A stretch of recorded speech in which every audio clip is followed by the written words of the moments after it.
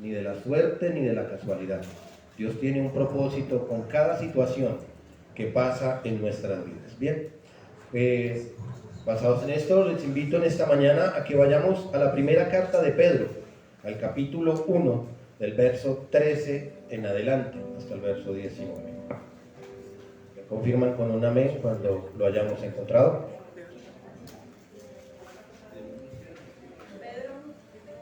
Primera carta de Pedro, capítulo 1, versos 13 en adelante.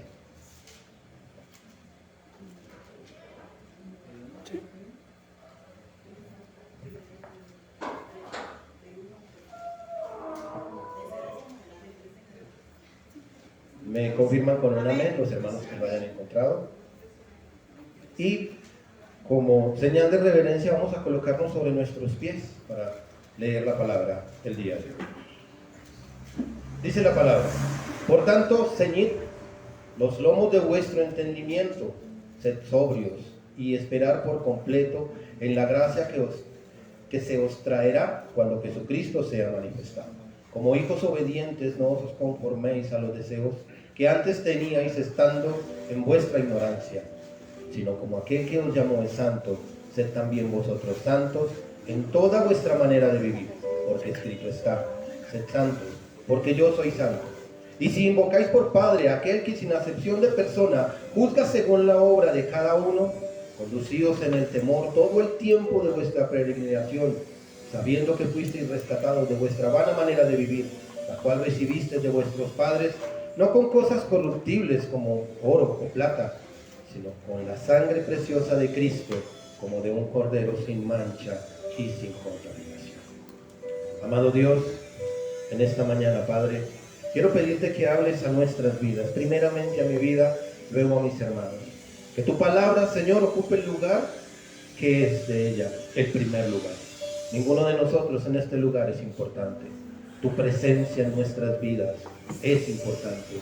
Tu palabra, Señor, en esta mañana es importante. Y te pido, Señor, que seas tú, Señor de la gloria, llevándote todo aquello que causa y genera distracción.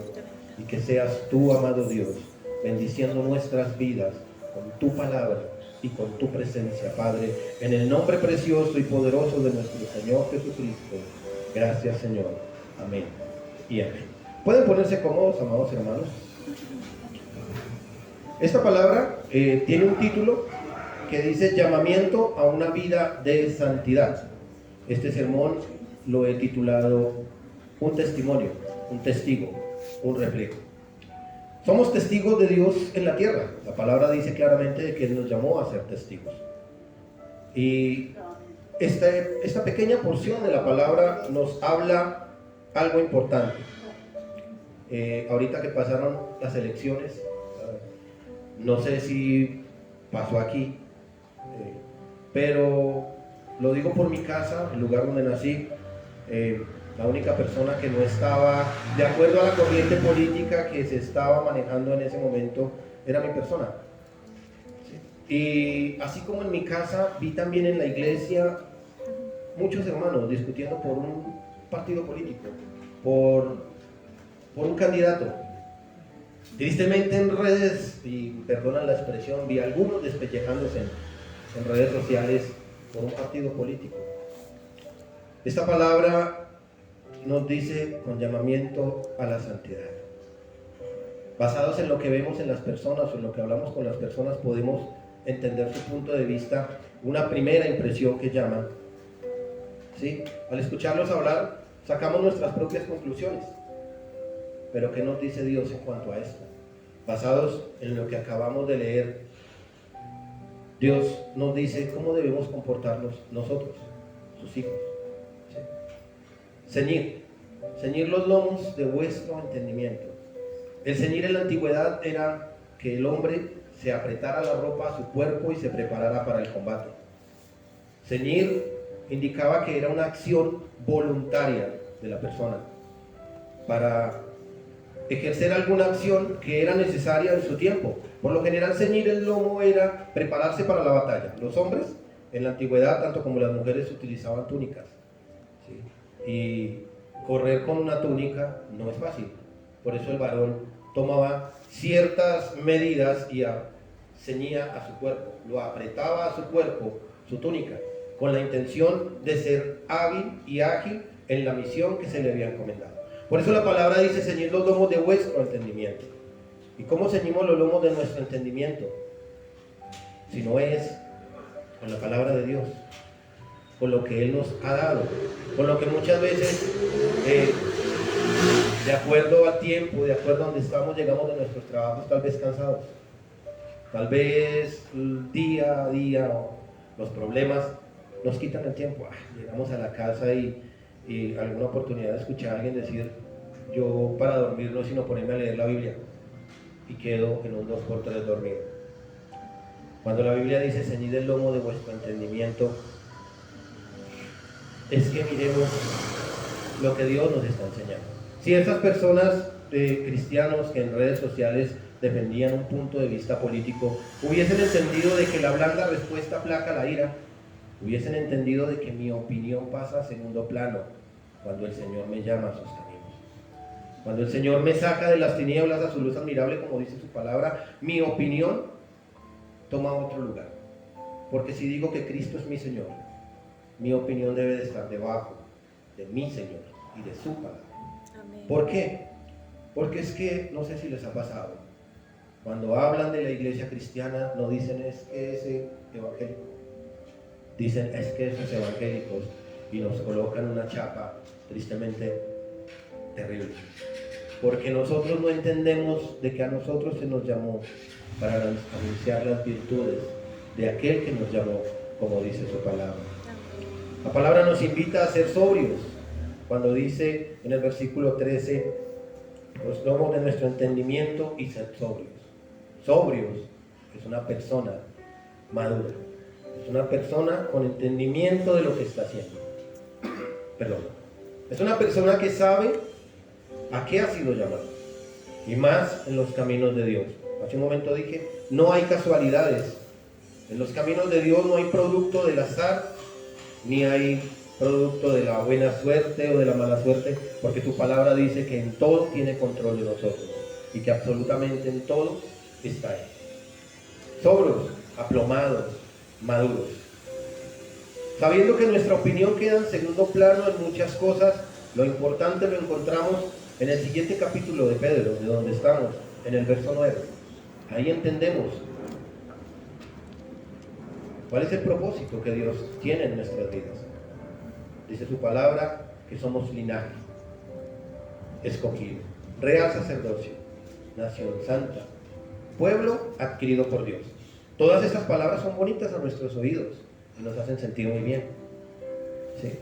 Pero así como en la antigüedad los príncipes tenían un punto de estatus, también tenían un punto de obligación y algo por qué responder delante del rey. Si nosotros somos, como dice su palabra, real sacerdocio, somos sacerdotes de Cristo, no de una persona, no de algo que no edifica. Mas vosotros sois linaje escogido, real sacerdocio, nación santa. ¿Para qué? Ahí es donde viene el propósito de cada uno de nosotros. Nosotros fuimos escogidos para cumplir ese propósito que Dios tiene. Así como un día alguien vino a mi vida, hace ya unos años, me habló de Él, me invitó a la iglesia y me permitió conocerle por medio de su palabra, por medio de la predicación. Esta persona me dijo: tienes problemas, no te garantizo que vas a tener la solución de todos los problemas, pero sé que Cristo va a estar contigo ahí, en esos problemas. Y comencé a caminar con el Señor, comencé a ver que sí es verdad.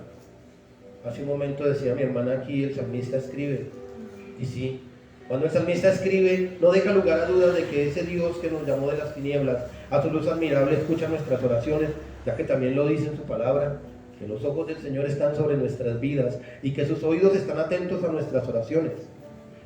Es para que anunciemos a Cristo. Le decía a mi esposa: a Colombia no la cambia un partido político, no la cambia un barco, a Colombia no la cambia un presidente, a Colombia la cambia Cristo. ¿Y cómo conoce Colombia a Cristo si no es por medio nuestro? ¿Sí? Muchas veces encontramos gente hablando de Dios pero tristemente su vida no respalda lo que está diciendo. Y es triste porque ahí es cuando la gente comienza a hablar no de nosotros, sino del Evangelio.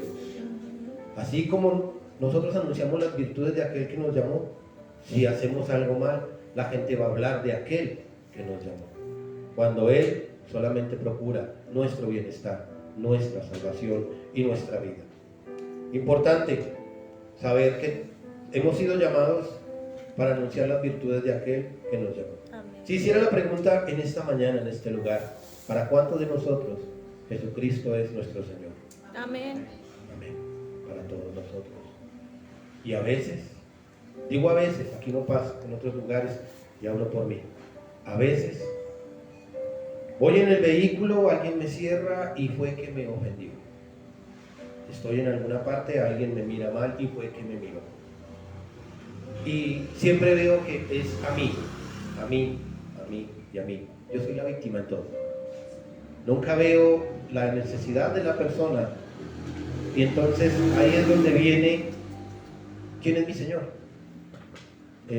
Podemos hacer un ejercicio, digámoslo así, un experimento social. Vemos que si alguien empuja a alguien, esa persona que fue empujada va a devolver el empujón con más fuerza. Vemos en la calle cuando alguien le dice a otro una palabra fuerte y este le devuelve una palabra aún mayor. Es la naturaleza nuestra, ver que nosotros somos los primeros afectados. Pero ¿qué hizo Cristo? Cuando la palabra dice que Él fue golpeado por nuestros pecados.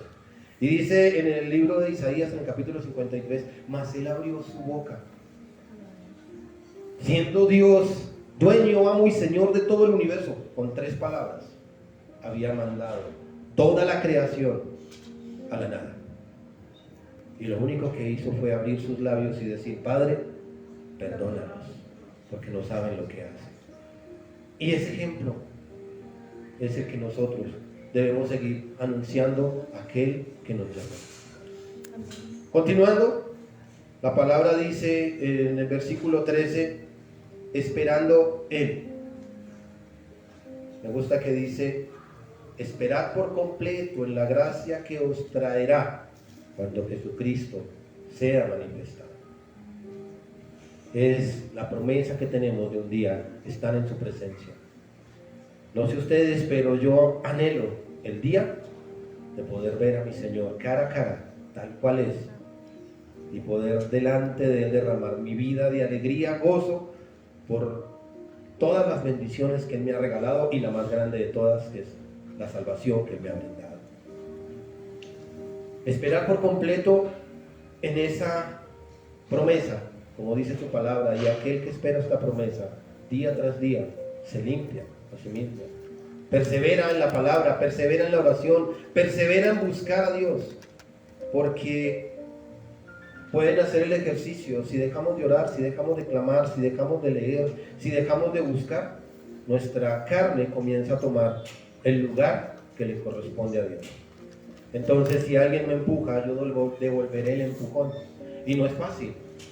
No es fácil cuando alguien viene y te insulta. Agachar la cabeza, tomarte tus palabras y decirle, Dios te bendiga. Y más difícil es aún doblar rodilla por esa persona.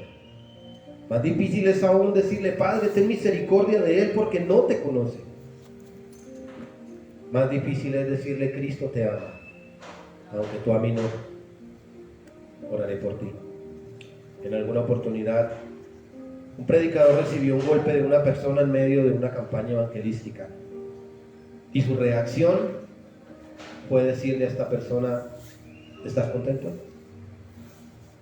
Y ese golpe que recibió fue la apertura para que este varón le presentara a Cristo. Pero no se lo presentó con las palabras, se lo presentó viviendo como un hijo, como dice su palabra, como linaje de Dios. Siendo un reflejo, un testimonio de ese Dios maravilloso, el cual nos llamó para que hagamos su obra. Con mi fe, Hebreos 12:2 dice que puesto nuestros ojos, ¿en quién? En Cristo. Solamente en Cristo. Dice un coro, solamente en Cristo, solamente en Él. Solamente en Cristo podemos colocar nuestros ojos. autor y consumador de nuestra fe. Ninguno de nosotros estaría aquí si no fuese por Cristo. Ninguno de nosotros tendría asegurada la vida eterna si no fuera por Cristo. Ninguno de nosotros hoy estaría disfrutando de esa hermosa alabanza y adoración del día de hoy y de esta palabra la cual el Señor nos regala hablando a nuestras vidas. En el Salmo 48, en el capítulo 14, podemos buscarlo, dice la palabra: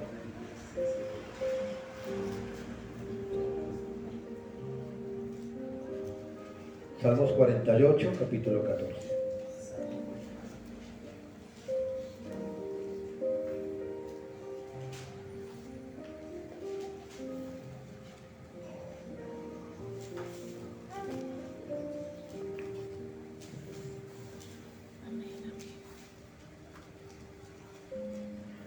Como los rebaños que son conducidos al Seol, la muerte los pastoreará y los rectos se enseñorearán de ellos. Por la mañana se consumirá su buen parecer y el Seol será su morada. Perdón, me equivoqué, estaba leyendo el que no era. Salmo 48, perdón. 48, 14. Porque este Dios es Dios nuestro, eternamente y para siempre. Por eso es que nuestra fe y nuestra esperanza está colocada en Él. Él es el importante. Si miramos a lo largo de la historia podemos encontrar diferentes dioses en todas las culturas. En la cultura hindú vamos a encontrar innumerables dioses, ya que ellos dicen que Dios es todo y todo es Dios. En las culturas asiáticas vamos a encontrar dioses, pero vamos a encontrar una constante en todos los dioses de la tierra, y es que tú tienes que sacrificarte para agradarlo, que tú tienes que entregar tu vida para agradarlo. Todos los dioses colocan impedimentos para llegar a Él, pero nuestro Dios no. Nuestro Dios, por el contrario, Él vino a quitar los impedimentos que impedía que pudiéramos acercarnos a Él. Ceñir nuestros lomos con el entendimiento de su palabra, con ser sobrios al momento de hablar, entender de que allá afuera, con aquel que no conoce a Cristo, es importante que mi opinión ocupe un segundo o tercer lugar, y que la primera opinión importante en mi vida, y tenerla en claro, es que Cristo le ama y que su palabra dice que quiere salvarlo. Por eso dice la palabra que el amor cubrirá multitud de pecados. Es difícil amar a alguien que no nos ama. Es difícil amar a alguien, no sé a cuánto les ha pasado, que van a entregar un tratado y la persona en vez de recibirlo, los insulta. O lo recibe, lo arruga y se lo lanza a uno por la cara. Nuestra carne quiere venganza en ese momento. Nuestra carne dice, usted se va a ir al infierno. Pero nosotros debemos decir: Señor, ten misericordia. Ten misericordia, así como un día tuviste misericordia de mí. Así como un día me sacaste de donde me sacaste, y hoy me tienes disfrutando de tu grandeza y de tu amor. Continuando con la palabra, dice: como hijos obedientes. Como hijos obedientes no os conforméis a los deseos que hay. ¿Obedientes a quién? Obedientes si no es a Dios. Y si tratamos de ser obedientes a Dios, o lo intentamos, vemos de que Él mismo nos ayuda, nos da aquello que nos hace falta para poder cumplir su palabra. Obedientes a la palabra, como dice Hechos 5:29, luego de que los apóstoles fueron sueltos, luego de haberles dado, como te diría, la paloterapia por anunciar el evangelio. Dicen los apóstoles que era primordial agradar a Dios, primordial hablar de Dios, antes que agradar a los hombres. En el libro de Hechos, capítulo 5, versículo 29,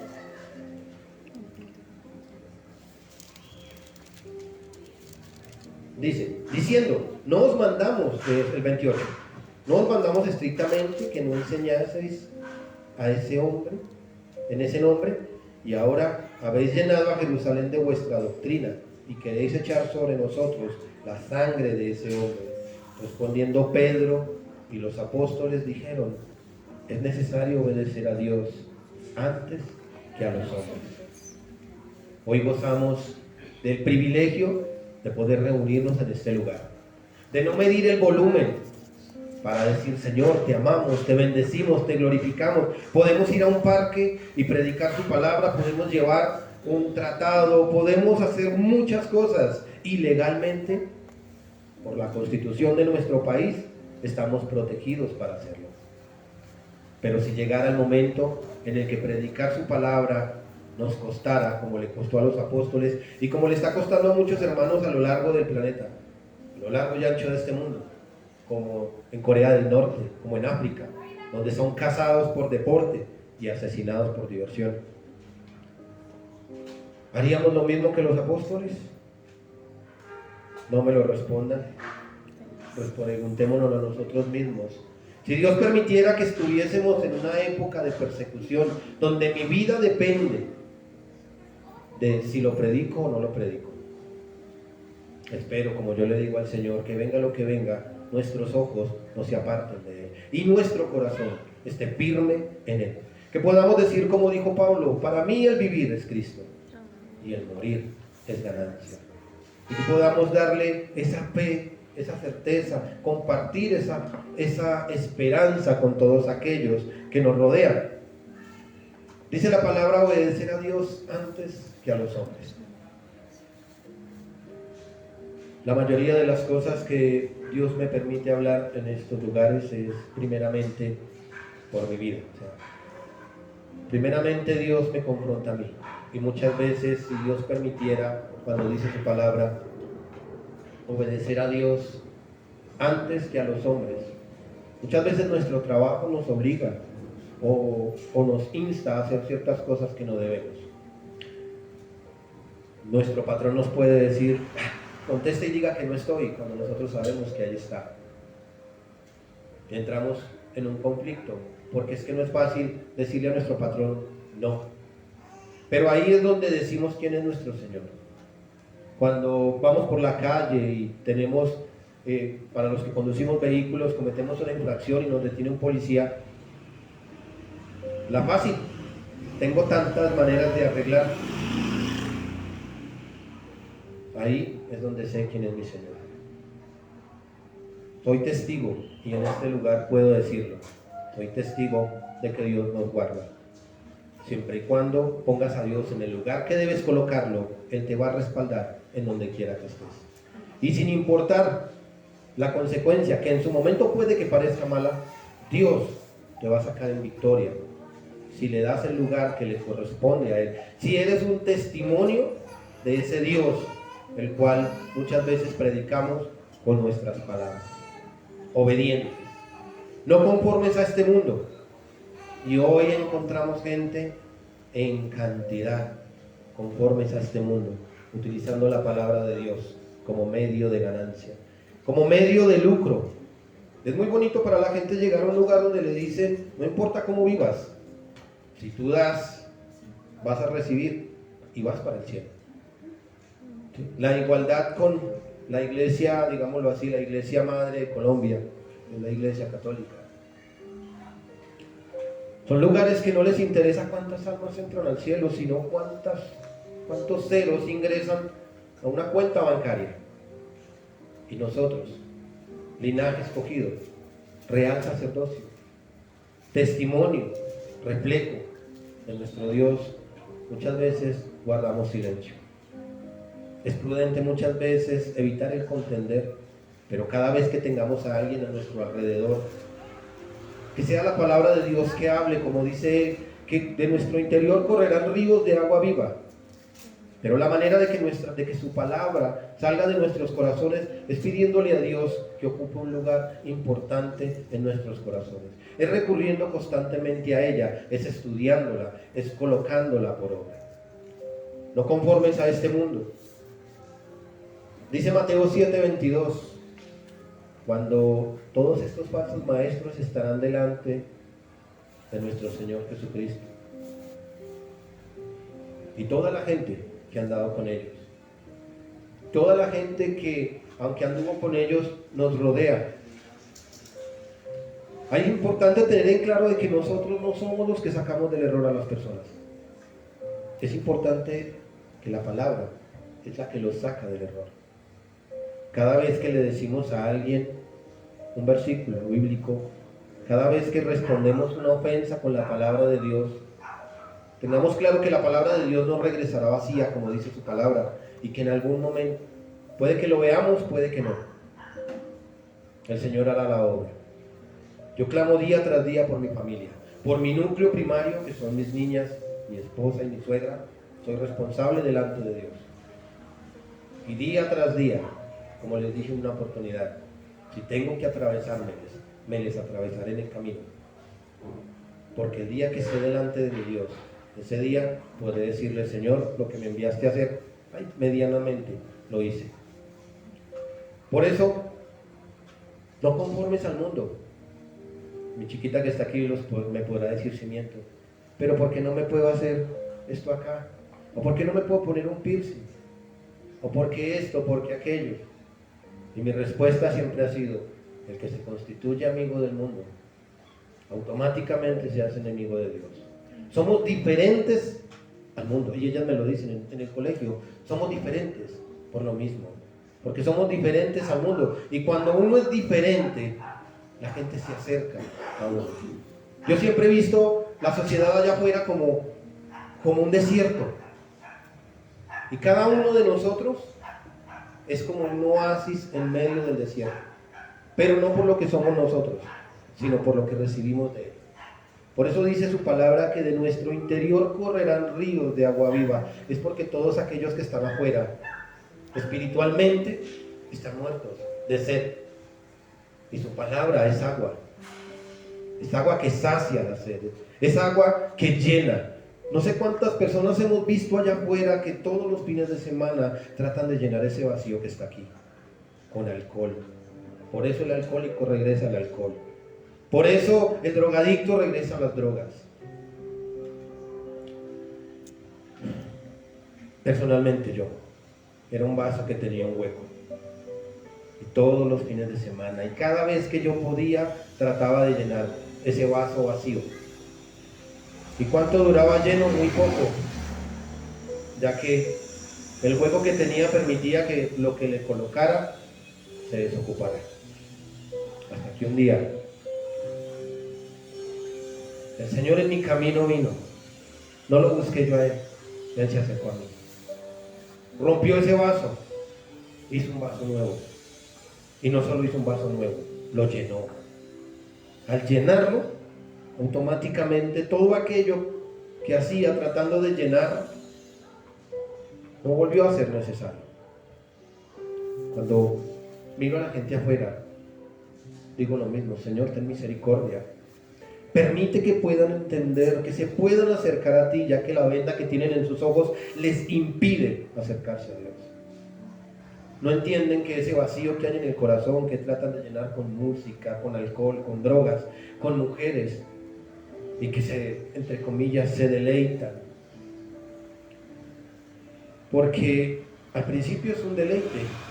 Cuando el hombre conoce el mal y lo disfruta, comienza un proceso degenerativo poco a poco.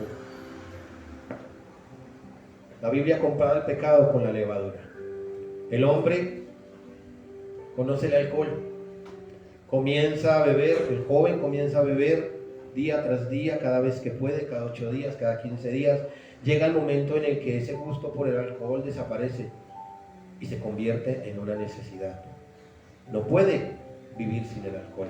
Ya no bebe para ser feliz, ya bebe para sentirse normal.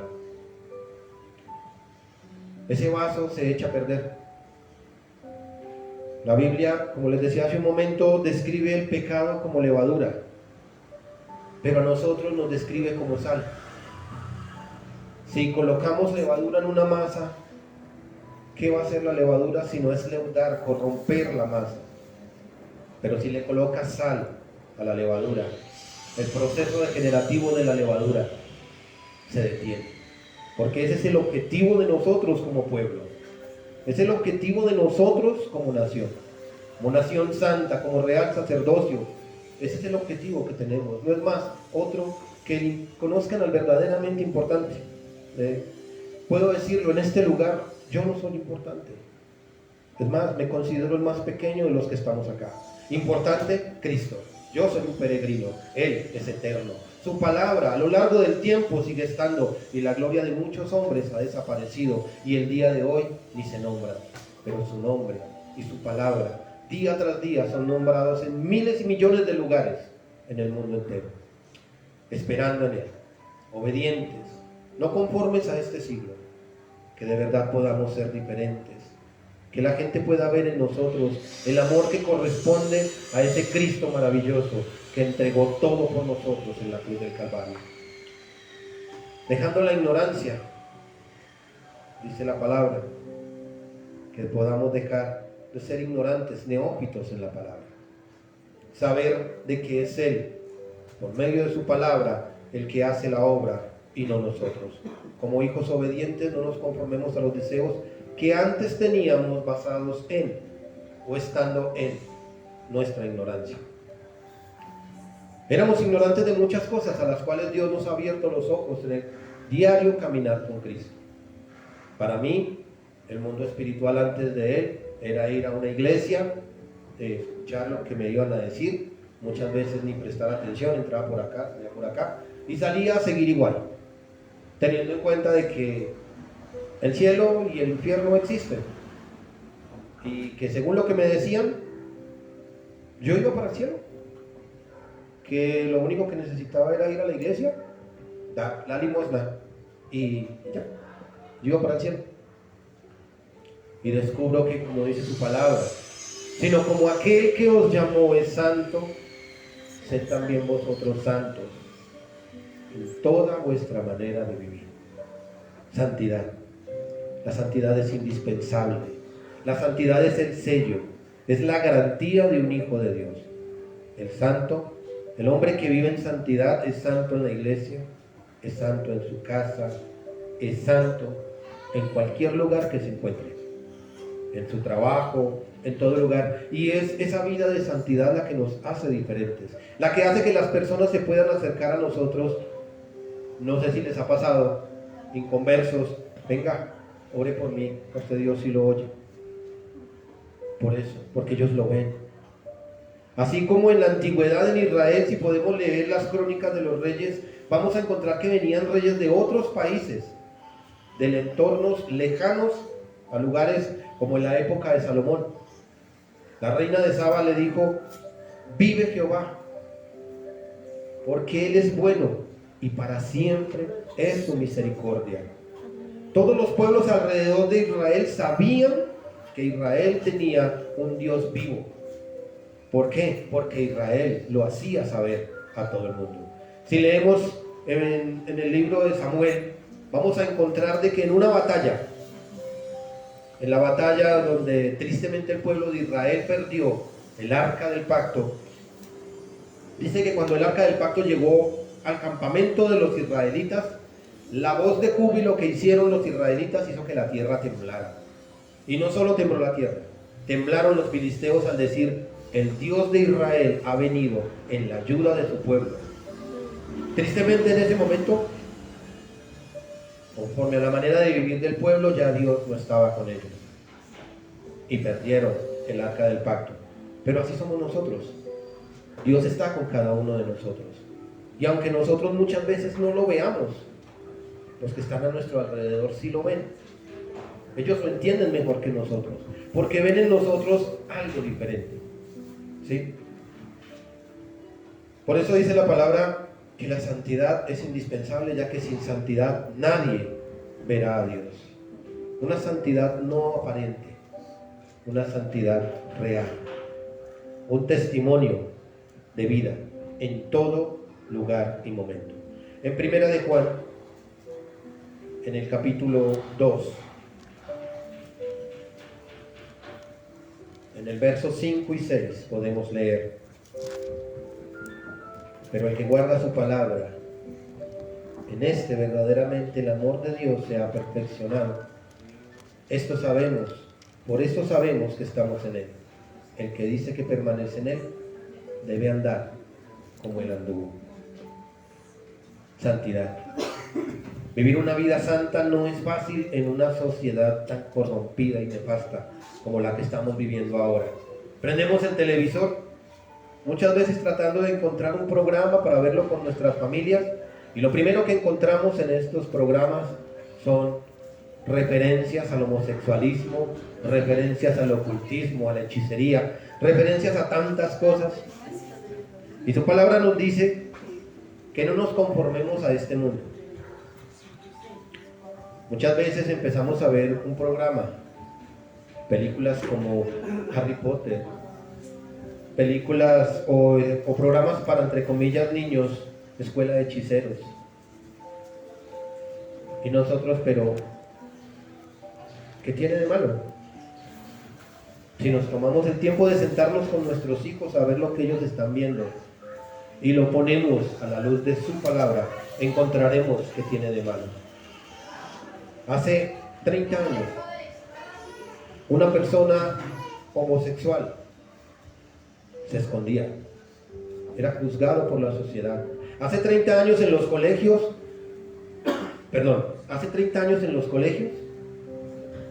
antes de entrar, nos hacían rezar. Rezábamos el Ave María, el Padre Nuestro. Nos colocaban conciencia de que hay un Dios en el cielo. Hoy está prohibido hablar de Dios en los entornos escolares.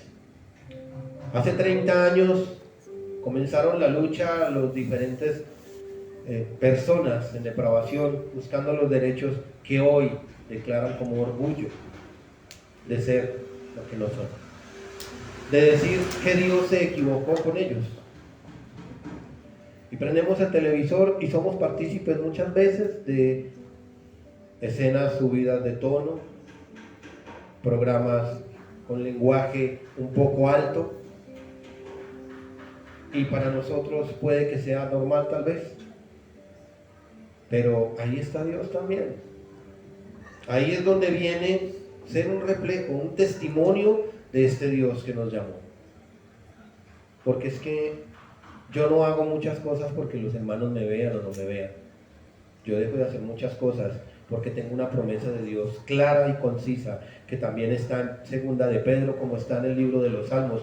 Los ojos del Señor están sobre los justos y sus oídos atentos a sus oraciones. Los ojos de Dios están sobre mí las 24 horas del día. Amén. En lo público y en lo privado. Y sus oídos están atentos a todo lo que digo. Sus ojos están atentos a todo lo que pienso. Y lucho día tras día, Señor, perdóname. Perdóname por un mal pensamiento, por tal vez una palabra dicha con intención de ofender. Puede que la palabra no sea de grueso calibre, pero mi intención, la intención de mi corazón, es la que puede hacer que se opaque el reflejo de Cristo en mi vida. Un testimonio de vida, que nosotros somos de Dios, que debemos andar como Él anduvo. La palabra de Dios dice también que no solamente somos sal, sino que también somos luz del mundo. Y cada vez que nosotros nos enfrascamos en contiendas, en divisiones, cada vez que nosotros entramos a defender nuestro punto de vista allá afuera con la gente, permitimos que esa luz que hay en nuestras vidas se opaque. Hoy tenemos un presidente, independientemente de lo que hayamos hecho nosotros. La palabra de Dios dice que debemos orar por aquellos que están en eminencia para que podamos vivir quieta y reposadamente. Pero soy consciente de que Dios tiene el control de todo. Y podemos encontrar a lo largo de la palabra de Dios, en especial en el Antiguo Testamento, de que Dios utilizó reyes para traer juicio sobre las naciones. Pero que aunque el juicio estaba sobre la nación, todos aquellos que disponían su corazón para hacer la voluntad de Dios eran guardados, protegidos y sustentados por Él, sin importar lo que viniera. Yo estoy consciente y soy un convencido de que ese Dios que guardó a aquellos que entraron al horno de fuego es mi Dios. Soy un convencido que ese Dios que abrió el mar para que su pueblo pasara en seco es mi Dios. Y puedo seguir citando milagros y proezas que este Dios nuestro ha hecho y no le haríamos justicia en el transcurso del día. La santidad en algo muy importante que hablaban ahorita aquí, en este lugar, en la adoración. La santidad es adorar a Dios. ¿Por qué es adorar a Dios? Vamos a Juan, al Evangelio según San Juan, al capítulo 4, 23 y 24. Alguien que por favor me lo lea.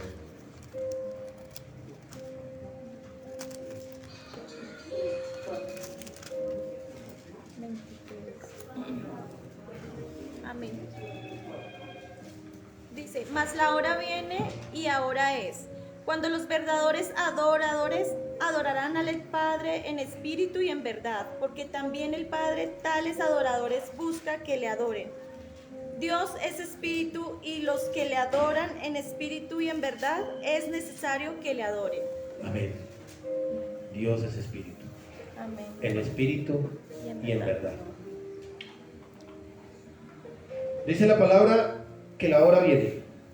En el momento que Jesucristo les dice, la hora viene, porque en ese momento, en ese tiempo, para adorar a Dios, había que hacerlo en el templo o hacia el templo. El pueblo se inclinaba hacia donde se encontraba el templo. Si miramos la consagración del templo de Salomón, en la oración de Salomón, es, digámoslo así, da los rudimentos, la línea que se debe seguir para que el pueblo sea escuchado. Y si alguno pecare contra ti lejos de esta tu casa y se postrare hacia tu casa, tú escucharás su oración. Por eso dice Jesucristo, y la hora viene, en que, cito nuevamente, mas la hora viene, y ahora es cuando los verdaderos adoradores adorarán al Padre en espíritu y en verdad. En espíritu y en verdad. Ser adorador en espíritu y en verdad no es cantar bonito. Como decía la hermana que estaba acá en la adoración y en la alabanza, no es porque yo salto, no es porque yo tengo la voz más melodiosa, no es porque de pronto yo toco el instrumento lo mejor que hay en el lugar. Si mi vida delante de Dios no es santa, estoy perdiendo el tiempo. Puede que mi voz sea como voz de tarro, algunos me dicen, como voz de tarro porque mi voz es gruesa. Puede que no sea rítmico. Puede que al momento de cantar todo el mundo llore, no sé si de la emoción o de pronto de la tristeza de verle cantar. Pero si mi vida delante de Dios es como Él pide que yo la viva, delante de Dios, esa adoración, esa alabanza, esa exaltación delante de Dios es sublimemente agradable para Él. Como les decía hace un momento, la santidad es indispensable, en espíritu y en verdad. Porque en la iglesia todos nos vemos. ¿Sí? Suelen pasar situaciones en oportunidades. Yo era una persona supremamente iracunda. Todo lo que sucediera que no estuviese de acuerdo a mis estándares y en la iglesia pasaban muchas veces cosas que me encendían la chispa. Pero como adorador, cuando entiende uno que es adorador en espíritu y en verdad, es que estás a solas y algo te sacó la chispa. Señor, perdóname. Toma el control de mis emociones. Estás en la iglesia, estás en la casa, estás en todo lugar y tienes en claro, donde quiera que estés, quién eres, quién está contigo y que Él está viendo, escuchando todo lo que yo pienso y todo lo que yo digo. La palabra de Dios dice que delante de Él todas las cosas están desnudas, aún el sentimiento más profundo de mi corazón. Delante de Él está puesto ahí. No lo puedo esconder delante de Él. He llegado a concluir que la maldad no estaba afuera, que la maldad está aquí, en mi carne. ¿Por qué? Alguna vez alguien dijo, si un chef o alguien coloca un cuchillo en una mesa, ¿el cuchillo es malo? Si miramos que el chef lo toma y prepara excelentes platillos, el cuchillo es un instrumento de honra, porque hizo algo. Pero si lo toma un delincuente y con él ciega la vida de una persona, automáticamente el cuchillo se convirtió en un objeto de maldad. Así es en nuestros corazones, así es en nuestras vidas, nuestro pensar. Nosotros los hombres vivimos en una época, hablo de los varones, vivimos en una época muy difícil, porque salimos a la calle y pido disculpas si hiero susceptibilidades en este lugar. Salimos a la calle y encontramos niñas que donde se lleguen a agachar muestran hasta el apellido. Donde entre menos ropa lleve, más atractiva es. Cuando no sabe, esa pequeña que al salir así, porque la mayoría son niñas que no sobrepasan los 17 años, cuando no saben que lo único que están haciendo es inspirar al hombre a que le dé rienda suelta a sus pensamientos más oscuros, ya que tristemente uno los escucha, uno escucha. Gracias. Tristemente uno los escucha hablar y la chica no queda bien parada. Y nosotros los hombres somos seres visuales, no podemos negar algo que es innegable. Nosotros los hombres somos seres visuales, podemos ver, y igual es inevitable ver, pero ahí es donde entra el adorador en espíritu y en verdad. En algunas partes dicen la segunda mirada es pecado. Jesucristo, ¿qué dijo? El hombre que mira a la mujer y la codicia en su corazón, de cierto ya adulteró con ella. Y digo, bregamos con eso, porque yo soy motociclista, todo el día mantengo en la calle en moto, y mira uno para este lado, y oh Señor, perdóname, y mira uno para este lado, y peor la situación por el otro. Entonces ya no sabe uno por dónde mirar. Señor, si cierro los ojos, aquí para allá me estrello. Te pido que tengas misericordia y compasión de mi vida, y que mi corazón no albergue ningún sentimiento ni pensamiento contrario a tu palabra, y briego con eso. Y resulta de que el hombre es diferente, no es igual a los otros, entonces ya empiezan a mirarlo a uno diferente y a hablarle diferente. También las damas. Estamos en una sociedad tan terrible, donde las niñas en los colegios se encuentran con niñas que han sido abusadas sexualmente y les vienen a hablar de feminismo, lesbianismo, de otras tantas cosas.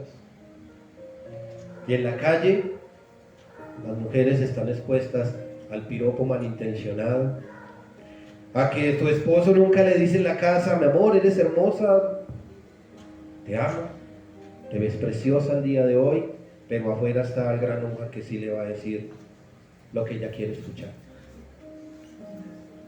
Tenemos que tener santidad también con nuestra pareja, con nuestra casa, con nuestros hijos.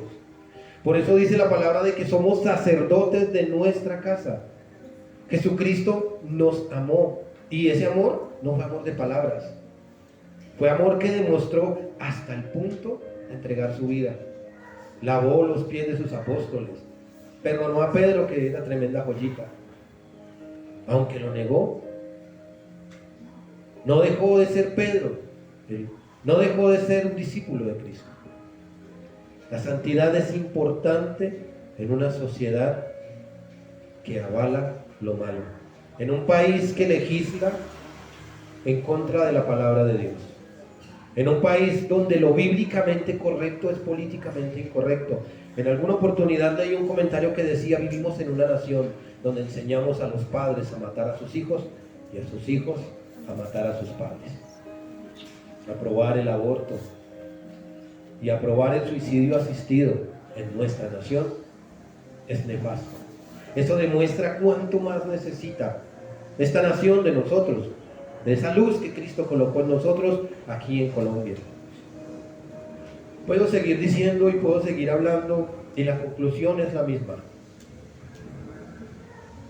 Los que tenemos su palabra, los que vivimos conforme Él pide que, o tratamos de vivir conforme Él pide que vivamos, somos pocos y algunas veces lo callamos. Pero salimos a la calle y encontramos a aquellos que buscan hacer lucro. En cada esquina tienen un grupo de personas que les hacen propaganda. Y el enganche es, no importa cómo vivas, si tú das plata, vas para el cielo. Demuestran a un Dios yerbatero, a un Dios que da si tú le das, que hace si tú haces. Cuando el Dios nuestro hizo para que tú y yo hiciéramos, podamos hacer. Por eso la santidad es importante en nuestras vidas. Y viene la siguiente parte. Y si invocáis por Padre a aquel que sin acepción de personas juzga según la obra de cada uno, conducidos en el temor de Él, conducidos en el temor todo el tiempo de vuestra peregrinación. Podemos ir, alguien que busque por favor el capítulo 4 de Santiago, y alguien que por favor me colabore con Eclesiastés 2:22. Muchas veces olvidamos lo importante de la santidad, es porque el afán de la vida nos atrapa. El afán de la vida nos atrapa en el punto de que hay que pagar un arriendo. Si no tenemos para pagar un arriendo, nos van a correr. ¿Alguien por favor me lee Santiago, capítulo 4, versículo 3?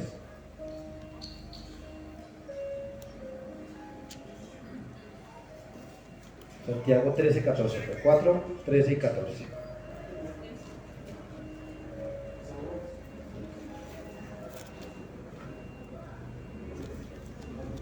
Vamos ahora a lo que decir, hoy y mañana iremos a tal ciudad y estaremos allá un año y traficaremos y ganaremos. Cuando no sabéis lo que será mañana, porque es vuestra vida, ciertamente neblina que se aparece por un poco tiempo y luego se desaparece. Amén. Muchas veces nuestra santidad se ve opacada por eso. Vivimos al afán del día. Cuando la palabra nos dice que no estemos afanosos, Pablo escribe de que debemos conformarnos con alimento y abrigo. Y Dios nos ha dado más que alimento y abrigo. Vamos ahora, los que decís, hoy y mañana iremos a tal ciudad, haremos, desharemos, volveremos a hacer y regresaremos.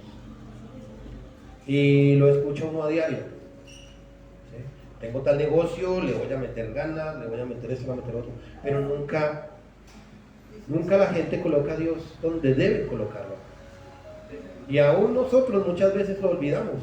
¿Sí? Nos vemos mañana. Ah, listo, hermanito, Dios te bendiga, nos vemos mañana. Y olvidamos si el Señor lo permite, si el Señor me lo regala. ¿Por qué lo digo? Porque somos, como dice su palabra, peregrinos. Somos peregrinos en esta tierra.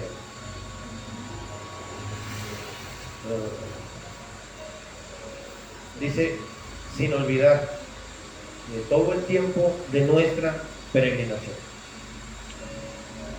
Olvidamos que somos pasajeros en este lugar, que el día de mañana no estaremos acá. Y es que yo sé que nadie, ninguno de nosotros, incluyéndome a mí, no nos levantamos en la mañana a decir, Padre, hoy posiblemente voy a morir, porque uno no lo hace. Señor, gracias por este día, te bendigo, lo coloco en tus manos, ayúdame el día de hoy. Y yo he tenido unos días donde he tenido que decirle, Señor, si aquí es, tú tienes el control. Igual, como dijo Pablo, el morir es ganancia. Mi pastor, mi hermano Cristóbal Osorio, mi esposa, son testigos de eso. Me han visto pasar por unas, gracias a la moto, y soy testimonio de que Dios me guarda y de que Dios guarda a sus hijos, sin importar dónde nos movamos. Eclesiastés 2:22, ¿qué dice? Amén. Dice, ¿por qué? Perdón, dice, ¿por qué? ¿Qué tiene el hombre de todo su trabajo y de la fatiga de su corazón? ¿Con qué se afana debajo del sol? ¿Sigo? 1:3 también. 1:3 también. 1:3 también. Dice, ¿qué provecho tiene el hombre de que todo su trabajo con que se afana debajo del sol? El libro de Eclesiastés dice en 1:3, ¿qué provecho tiene el hombre de su trabajo con el cual se afana debajo del sol? ¿Qué provecho tiene? Y yo sé que todos tenemos obligaciones, responsabilidades adquiridas. ¿Qué provecho tiene todo por lo que estamos trabajando ahorita? Todo por lo que estamos corriendo ahorita, si Dios permitiera que la muerte viniera en este momento y se sentara a nuestro lado. ¿Qué provecho tenemos de eso? Si eso se va a quedar aquí. Dice la palabra del hombre que cosechó y quiso graneras, dijo, bueno, ahora sí, ya tengo, alma mía, vamos a regocijarnos, vamos a comer, vamos a beber y vamos a disfrutar. ¿Y qué dice la palabra? Necio, esta noche vienen por tu alma. Y lo que recogiste, ¿de quién es? Si decimos que Él es nuestro Padre, démosle lugar, el lugar que le corresponde. ¿Por qué? Porque dice el salmo que leímos hace poquito, porque este Dios es Dios nuestro, no solamente aquí. Dice, porque este Dios es Dios nuestro eternamente y para siempre, y Él nos guiará aún más allá de la muerte. Termina el libro de Eclesiastés diciendo en el capítulo 2, en el verso 9, y el fin de todo el discurso escrito es este: teme a Jehová, cumple sus mandamientos, porque esto es el todo del hombre. El todo es absolutamente todo. Mientras obedezcas a Dios, vivas como Dios quiere que tú vivas, Él te va a sostener, no solo acá, también allá. Continuando, Dios como mi Padre, ahí es donde, yo puedo decir muchas de las cosas que Dios ha hecho en mi vida, pero lo hermoso de nuestro Dios es ver cuando dice su palabra en el versículo 18 de Primera de Pedro 1, sabiendo que fuisteis rescatados de toda vuestra mala manera de vivir, la cual recibisteis de vuestros padres.